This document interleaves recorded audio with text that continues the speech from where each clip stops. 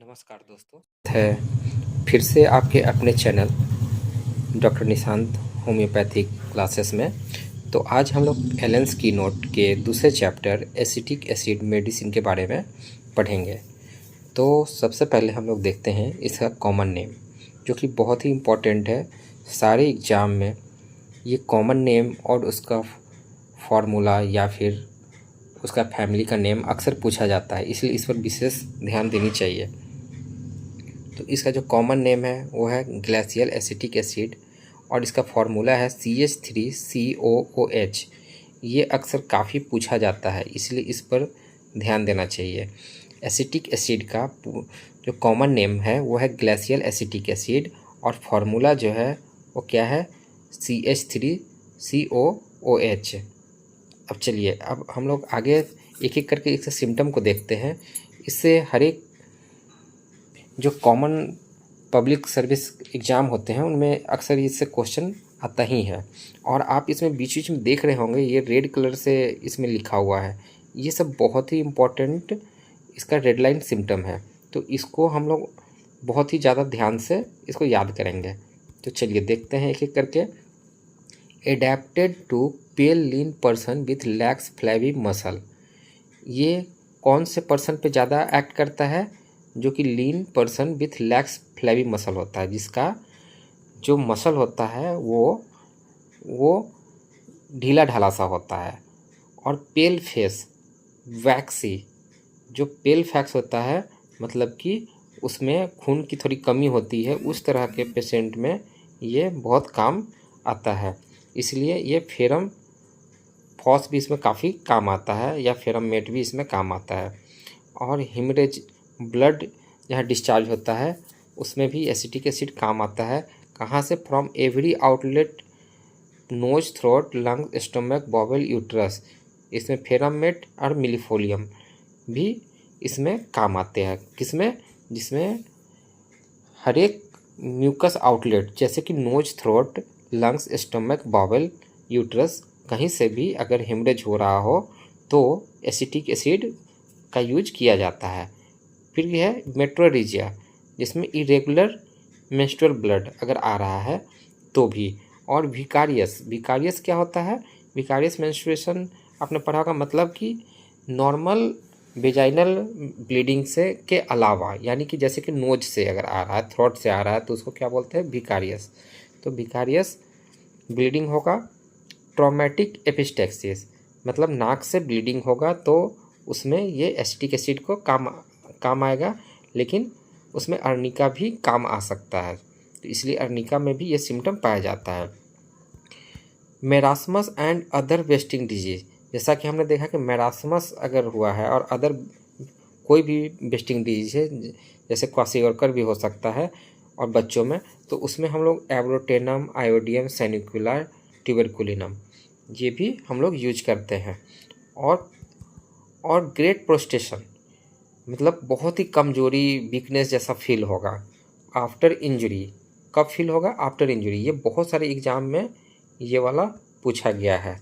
Great prostration after injury ये किस में पाया जाता है? एसिटिक एसिड में और सल्फ्यूरिक एसिड में। इसमें पाया जाता है एसिटिक एसिड और सल्फ्यूरिक एसिड में। तो ये बहुत ही हम लोग का इम्पोर्टेंट पॉइंट है। After surgical shock, after anaesthesia, अगर किसी में ग्रेट प्रोस्टेशन हो रहा है, बहुत कमजोरी, वीकनेस फील हो रहा है इंजरी के बाद या सर्जरी के बाद या सर्जिकल शॉक के बाद या एनेस्थीसिया के बाद, तो हम लोग कौन सा मेडिसिन सोचेंगे? Acetic acid. एक एक करके सारे पॉइंट को ध्यान से देखते जाइएगा और याद करते जाइएगा। पब्लिक सर्विस कमीशन में इनसे बहुत सारे क्वेश्चन पूछे जाते हैं और ये अक्सर ये आता है, इसलिए इसको ध्यान से देखेंगे।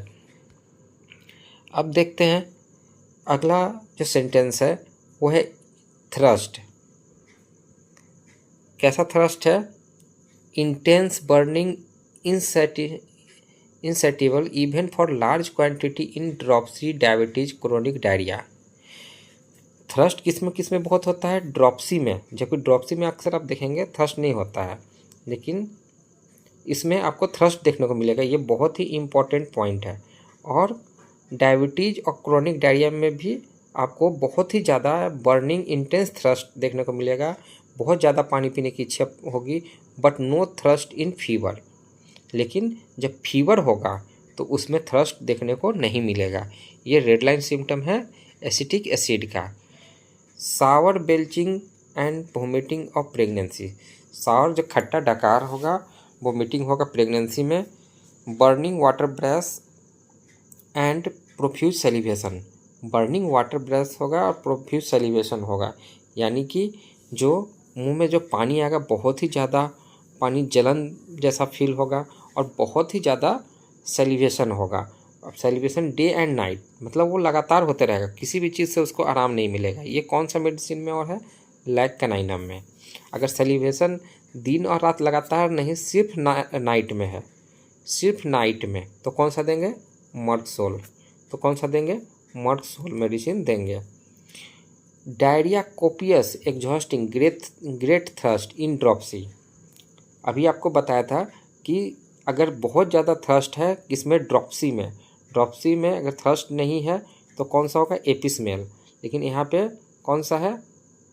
थ्रस्ट के साथ है, तो कौन सा देंगे? Acetic acid. फिर और कौन सा मेडिसिन में कौन सा डिजीज में काम आता है? टाइफस, थाइसिस। टाइफस क्या होता है? एक बैक्टीरियल बीमारी होती है, बैक्टीरिया की वजह से होती है, उसे फीवर भी होता है, उसमें काम आता है थाइसिस। थाइसिस को हम लोग क्या बोलते हैं? ट्यूबरकुलोसिस।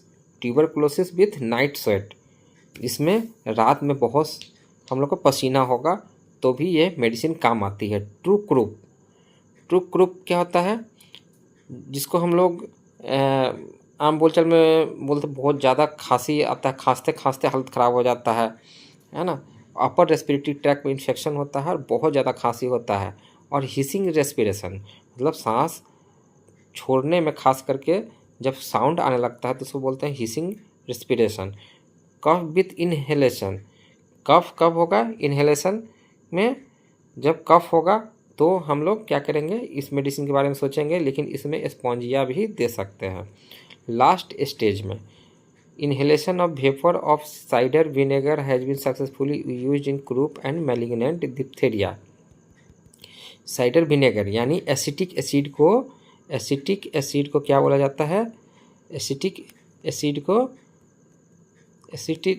को साइडर विनेगर भी बोला जाता है।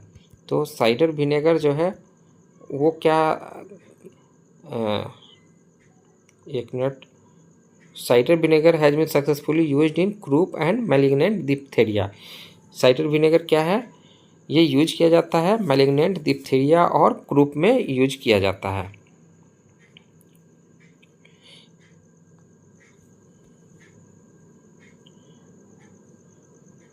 Can not sleep lying on the back, ये बहुत ही इम्पोर्टेंट है, ये बहुत ही इम्पोर्टेंट है। साइडर विनेगर जो है किसमें यूज होता है? Can not sleep lying on the back, अगर वो पीठ के बल नहीं लेट सकता है, उसको आराम नहीं मिलता है, तो हम लोग क्या करेंगे? एसिटिक एसिड के बारे में सोचेंगे। Sleep better on back, arsenic में है। अगर पीठ के बल अगर आदमी सोता है तो उसको बहुत आराम मिलता है, तो क्या करता है? Sleep better on back, arsenic. ठीक है। Sensation of sinking in abdomen causing dyspnoea, अगर ये पेशेंट बता रहा है कि पेट जो है वो ऐसा फील हो रहा है कि वो अंदर की ओर खिंचा रहा है और उससे सांस लेने में दिक्कत हो रही है, रेस्ट बेटर लाइंग ऑन बेली, और उसको कब कैसे आराम होता है? पेट के बल लेटने से, तो हम लोग क्या देंगे? Acetic acid. ये एमन कार्ड में भी ये सिम्टम है। और हेक्टिक फीवर क्या होता है? हेक्टिक फीवर होता है जब बहुत ज़्यादा फीवर आता जाता है और हाई फीवर होता है, तो वो उसको लोग हेक्टिक फीवर बोलते हैं। स्किन ड्राई एंड हॉट, उसमें क्या होता है? स्किन जो होता है ड्राई होता है, हॉट होता है। Red spot on left cheek and drenching at night, red spot on left cheek and drenching night sweat. Left cheek में क्या होगा? लेफ्ट गाल पे रेड स्पॉट होगा और लगातार रात भर उसको पसीना आता रहेगा। तो ये भी जो है वो रेड लाइन सिम्टम है किसका, एसिटिक एसिड का। अब चलिए हम लोग रिलेशनशिप देखते हैं। रिलेशनशिप बहुत ही इम्पोर्टेंट होता है। इट एंटीडोट एनेस्थेटिक वेपर, क्या करता है, इट एंटीडोट एनेस्थेटिक वेपर को ये एंटीडोट करता है। ये एमाइल नाइट्रोसम में भी यूज होता है। Fumes of charcoal and gas, अगर ये और कौन कौन सा चीज़ को एंटीडोट करता है, चारकोल एंड गैस को, fumes of charcoal and gas. Opium and antimonium, opium and antimonium को भी ये एंटीडोट करता है। Cider vinegar antidotes carbolic acid, ये बहुत सारे एग्जाम में पूछा गया है। ये क्वेश्चन जो है ये मोस्ट इम्पॉर्टेंट क्वेश्चन है। मोस्ट इम्पॉर्टेंट क्वेश्चन है cider vinegar antidotes carbolic acid. ये बहुत बार एग्जाम में पूछा जाता है, इसलिए आप लोग इसको याद कर लीजिए। फॉलोबेल क्या क्या है, आफ्टर सिनकोना, चाइना के बाद ये बहुत अच्छा ये काम करता है। और क्या है, इन हेमरेज आफ्टर डिजिटलिस इन ड्रॉप्सी। और कौन कौन सी चीज़ में यूज होता है, अगर हेमरेज के बाद इसको देते हैं तो उसमें काम करता है। डिजिटलिस के बाद अगर ड्रॉप्सी में अगर डिजिटलिस यूज किए हैं तो इन डिजिटलिस इन ड्रॉप्सी, आफ्टर डिजिटलिस इन ड्रॉप्सी, अगर डिजिटलिस का उपयोग हम लोग ड्रॉप्सी के केस में किए हैं तो उसके बाद भी अगर हम लोग एसिटिक एसिड देंगे तो काफ़ी फ़ायदा होगा। It aggravates the symptom of arnica belladonna lachesis merc sol, specially the headache from belladonna. क्या क्या करता है, ये एग्रावेट्स करता है सिम्टम को, arnica belladonna lachesis merc sol, specially the headache from belladonna. तो ये हम लोगों ने आज पढ़ा एसिटिक एसिड के बारे में, जो कि बहुत ही इम्पोर्टेंट था। और एलन स्कीनोट के हर एक सिम्टम बहुत ही इम्पोर्टेंट होते हैं, पर अगर आप इसमें देखेंगे तो कुछ सिम्टम जो हैं इतने ज़्यादा इम्पोर्टेंट हैं कि एग्ज़ाम में अक्सर पूछे जाते हैं। इसलिए आप लोग ध्यान से इसको ज़रूर फिर से एक बार रिवीजन ज़रूर कर लें।